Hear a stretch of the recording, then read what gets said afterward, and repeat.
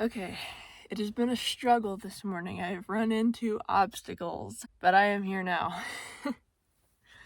So I woke up, I set my alarm for like 6:45 because I wanted to hear the song that the Air Force Base plays in the morning. So I opened my door and listened, and then I was ready to go into the park. Now I really needed to pee, but I was like, I'll pee when I get to the park. And I knew that the park opened at 7, so I knew that they'd be open by the time I got there. Now the restrooms, for whatever reason, that are outside of the gate are only open 9 to 5, and that's totally weird. And most national park bathrooms are open 24 hours. But I knew that the park was open at 7, so I was like, I'll come in and I'll use the pit toilets inside of the park.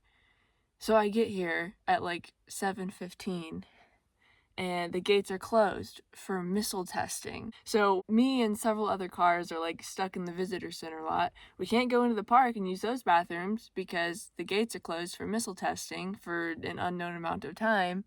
We can't use the bathrooms at the visitor center because those are closed until 9. And we can't leave and drive back out to town or out to anywhere else because the highway is closed for missile testing, and so all the cars are just backed up all the way through the intersection. So we're all just stuck in here. And I'm like, this is fun, this is cool, we might see the missile go off or whatever, but like, I need to pee so bad. And so did everybody else. Like, everybody was like looking for the bathrooms. I don't know why they keep the bathrooms locked. What they need is like a porta potty for in case that happens. When they come and close the gate that says missile testing in progress, they should also just unlock the bathroom no matter what time it is, because that's what everybody wanted. But we didn't see the missile, we didn't hear it or anything, so I don't know if they did anything. But pretty shortly, at like 7:45, a ranger came and unlocked the gate, and so we all got to go in. And I swear the drive up to the picnic area was a lot longer than I thought it was, but I made it.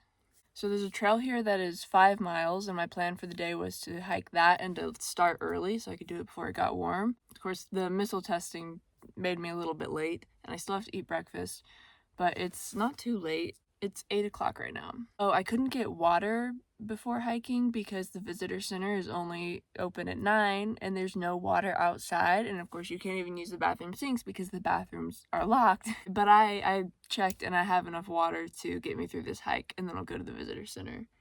So yeah, that was my plan for the day. I'm still gonna do that. I'm just a little bit later than I wanted to be.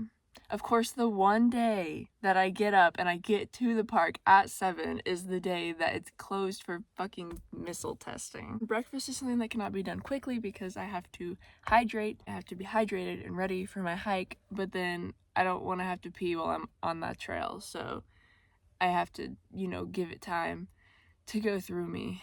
And I swear nobody else's life revolves around peeing as much as mine does. I don't know how everybody else does it. I don't know how you live normally without worrying about having to pee all the time.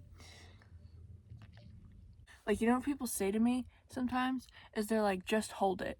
I would be unstoppable if I could just hold it. Do you know, my life would be insane. I would be doing crazy. I would be unstoppable. And something that's interesting about the hiking here is that it's obviously pretty easy to get lost, and they have signs warning you not to rely on GPS to know where you are, because sometimes it's accurate and then sometimes the military scrambles it, I guess. I don't know the terminology, but the military will do stuff to mess up or block the GPS signal and sometimes the cell signal. GPS devices that you might normally be able to rely on when you're hiking, you can't rely on them here. So you have to just rely on the colored trail markers, and other than that, you're just in the middle of the sand dunes on your own. And then of course in the summertime, the sun reflects off the dunes, and even now in the winter, it was pretty warm yesterday, and so people get hot and dehydrated really fast as well as lost. Kind of a dangerous park, it seems like, because you're encouraged to, there's no, some parks you're supposed to stay on trails. At this one, you're encouraged to just park wherever and just go out into the sand. So I could imagine people might get lost here. My entire body is sore today. I wonder why.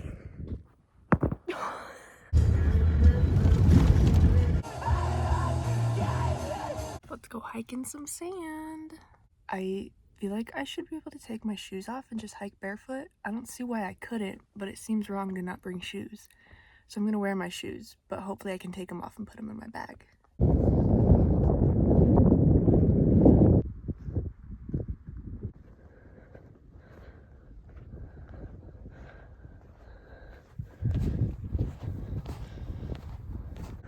This is so crazy.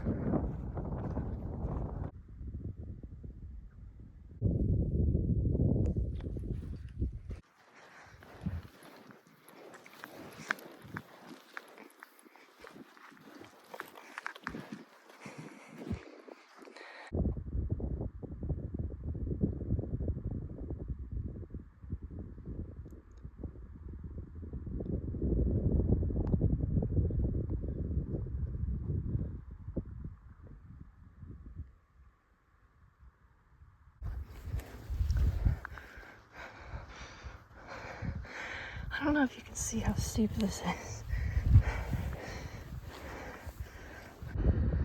I don't know if you can see it, but just for fun, instead of going around, I'm climbing straight up. It's pretty steep.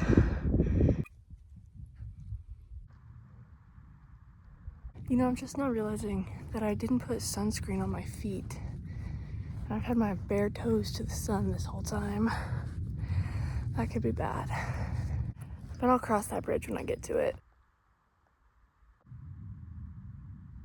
My grandma just called me. I thought she was just calling to say hi, but apparently she was calling to ask if I could pick my cousin up from school. I was like, yeah, if he can wait for 12 hours, then I can be right there. It's nice that I have a really good excuse for saying no. Bruh. Unexploded munitions. What the fuck?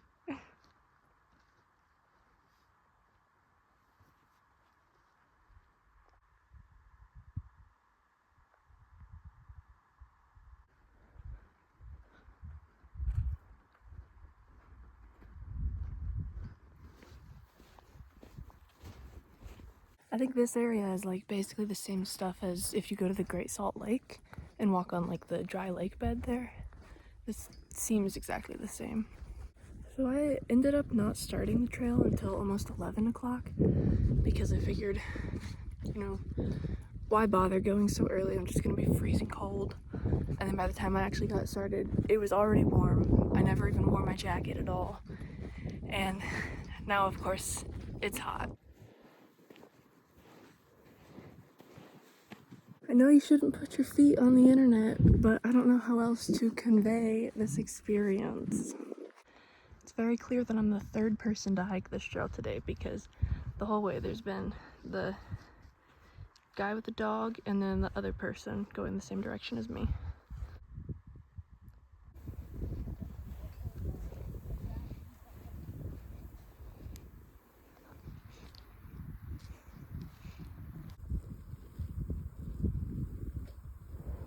So I finished that trail. That was 5 miles. It took me 3 hours. It was super fun. It did not feel like 5 miles. Like, I don't feel tired at all. And going down the dunes, like putting your feet deep in the sand is really fun. I don't know how you would do it with shoes on. I'm going back to the visitor center now just because it was closed when I came through this morning, and I am pretty much out of water. I mean, I still have like my emergency gallon, but I don't want to open it because then it'll be open. So my regular everyday water bottles are pretty much empty, so I'm gonna go fill those up and I don't know, maybe watch the like little movie they play in the visitor center because I want to see that at some point before I leave.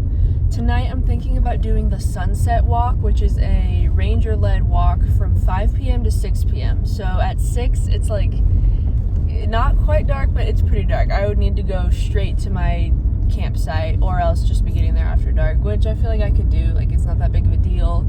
I just might end up closer to the front if my spot is taken. But the problem is tomorrow is Friday, so if I wait and do the ranger walk on Friday, the boondocking area is going to fill up a lot faster earlier in the day, and I might have more trouble finding my spot. So I'm thinking about doing that tonight.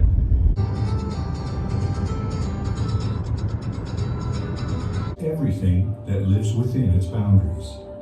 Okay, it's 3:40, which means I've got an hour 20 until the ranger walk. I ended up at the visitor center for longer than I wanted to be there because the line for the water took a long time because there was a guy filling a gallon jug with ice cubes by cupping his hand under the ice dispenser and then like putting them in one at a time. So it also has been 3 hours and 40 minutes since my first vlog posted because I finished it like at midnight last night. I was up really late finishing it, realizing that I didn't even have a thumbnail, and then like trying to figure something out, getting just something thrown on there so that I could post it. But since I had good cell service at the place where I camped, I just like scheduled it to post at noon. So it's been out for 3 hours and 40 minutes. So let's see how many views it has. I'm betting on 0.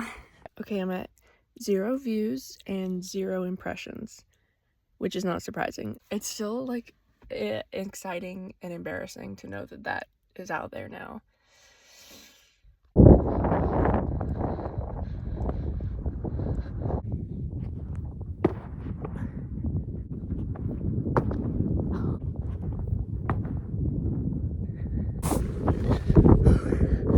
I feel like I should stop before I re-break my ankle.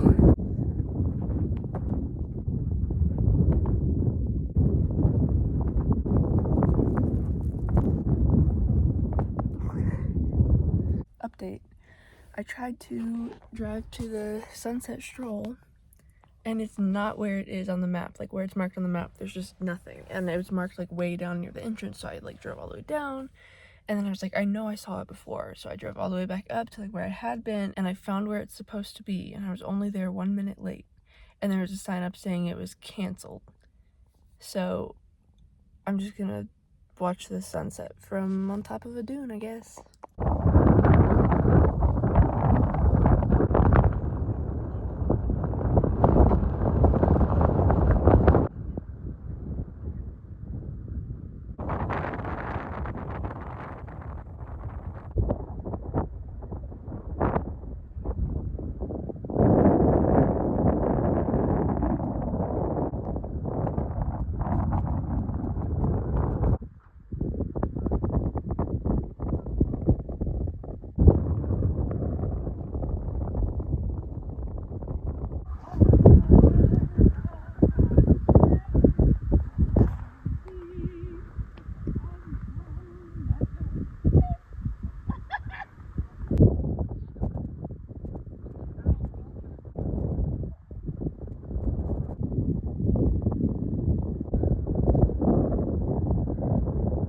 Okay, I'm back at my same spot at the lake, made it before dark.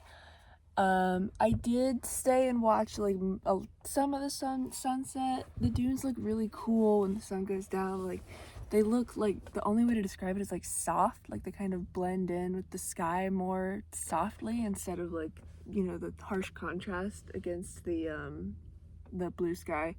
Ah, that van is coming back. No, what is he doing? Ah.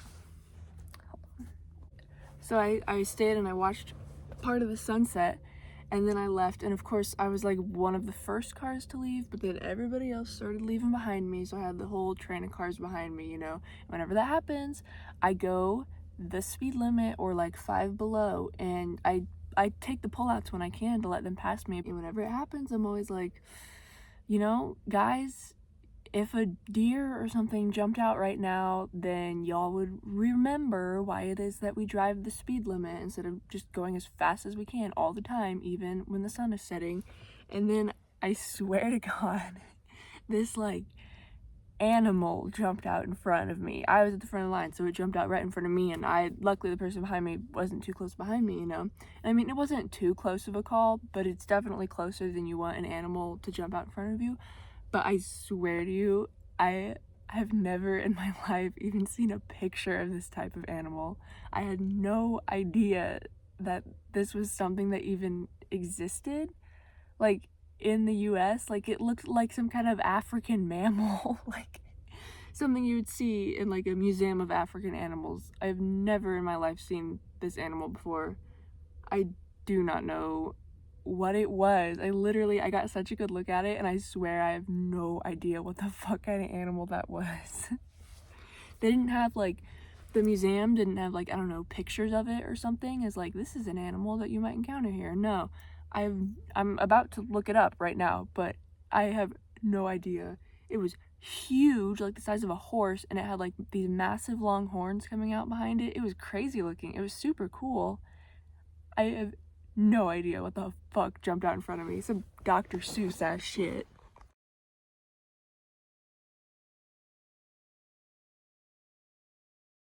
So, I don't know if I'll end this video here, but if this is the end of the video, then you've made it to the end. Good job. You have a great attention span, and you must really like sand.